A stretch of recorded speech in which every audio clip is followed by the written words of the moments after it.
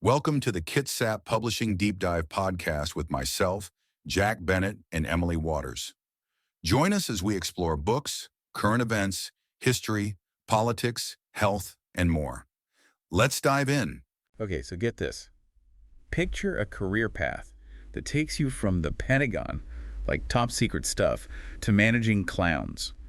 You wouldn't believe the lesson that connects those two worlds.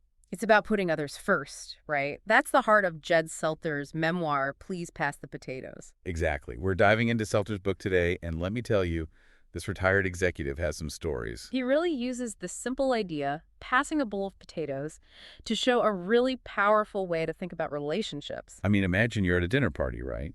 A big bowl of potatoes is going around, and everyone wants to just grab a ton. But what if, instead of diving in, you pass the bowl first? Make sure everyone else gets theirs. That's what he means by strategic generosity. It's not about being a pushover.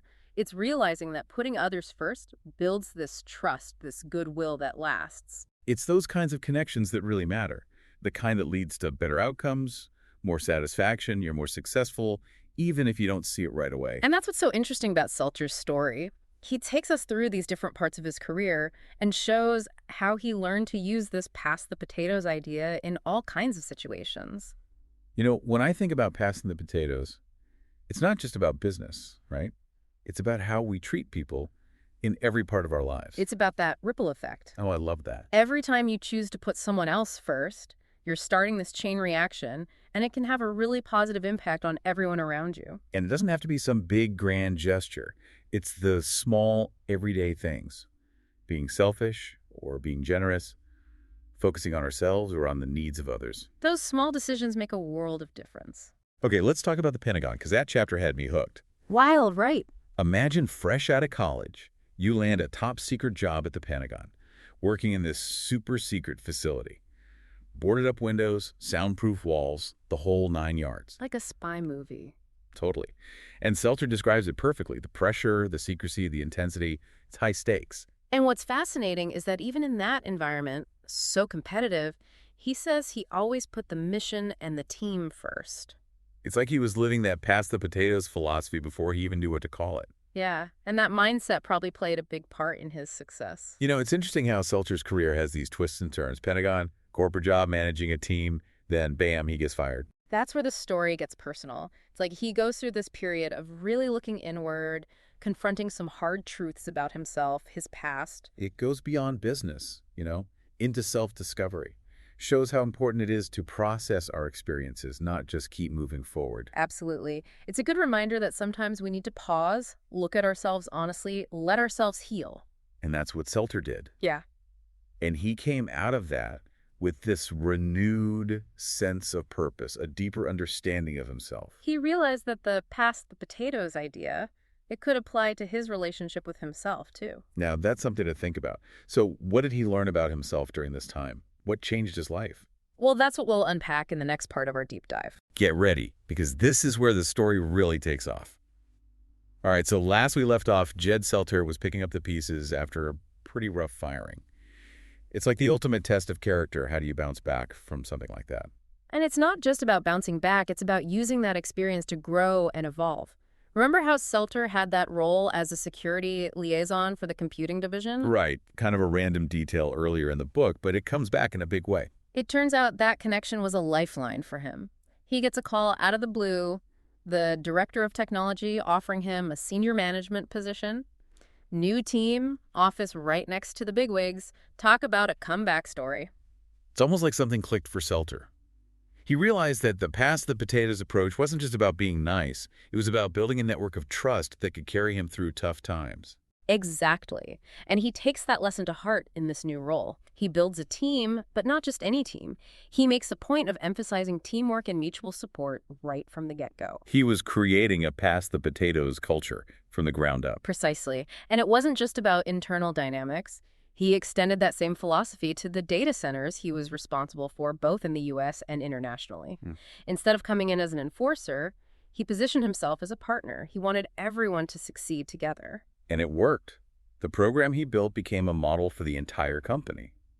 But as we know at Selter, things rarely stay easy for long. Right, even with the best intentions, you're going to run into bumps in the road. And for Selter, that bump came in the form of a key team member who started resisting the work, thought he was above doing security audits. Classic case of ego getting in the way, right? It's tough because as a leader, you have to balance individual needs with the needs of the whole team. What did Selter do? He chose the tougher path, the one that aligned with his values. He had a heart-to-heart with the team member, explaining that everyone had to pull their weight, but he also offered to help him find a new role that better suited his aspirations. It's like he was trying to pass the potatoes even in a difficult situation. Exactly. But here's the thing about passing the potatoes. It's not about expecting something in return. And in this case, the team member wasn't receptive. He felt betrayed and even filed a discrimination complaint. Wow, that's intense. It makes you think about how sometimes, even when we act with good intentions, things can still go sideways. Absolutely. But it's about how you handle those situations. Selter could have easily become bitter or jaded, but he didn't. He continued to lead with empathy and ultimately helped that team member find a new role where he could thrive. They even rebuilt their friendship years later. Okay, so we've talked about how Selter applied this philosophy within his team, but one of the most powerful examples of passing the potatoes came when the company went through those massive layoffs. Right. Instead of focusing on his own anxieties about the future, he stepped up to help the people who were losing their jobs. And he didn't just hand them a resume template and wish them luck.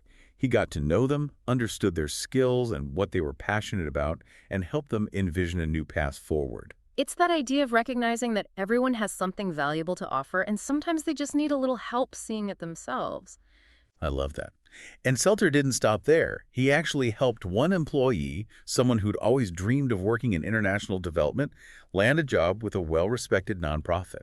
It just goes to show that passing the potatoes isn't confined to the workplace. It's about bringing that mindset of generosity and support to every aspect of your life. Okay, so Selter's career is winding down. He's made a real impact on the people around him, but he's not done yet, right? This is where those clowns make their grand entrance. Right. Remember we mentioned that Selter had joined a clown club earlier in his life. Well, that experience, combined with everything he'd learned about teamwork and passing the potatoes, led him to an incredible new chapter. And that's what we'll dive into in the final part of our deep dive. Get ready for a heartwarming and inspiring story about the power of laughter, joy, and the ripple effects of generosity.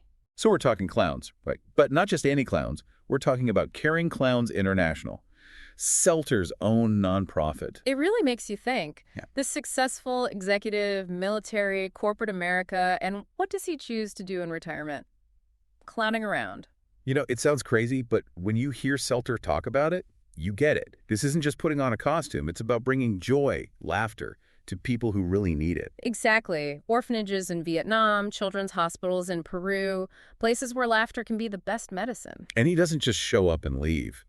Selter really connects with people, remembers their names, their stories, goes back to visit on later trips, really invested in their well-being. That human connection is powerful, and it goes back to what Selter believes.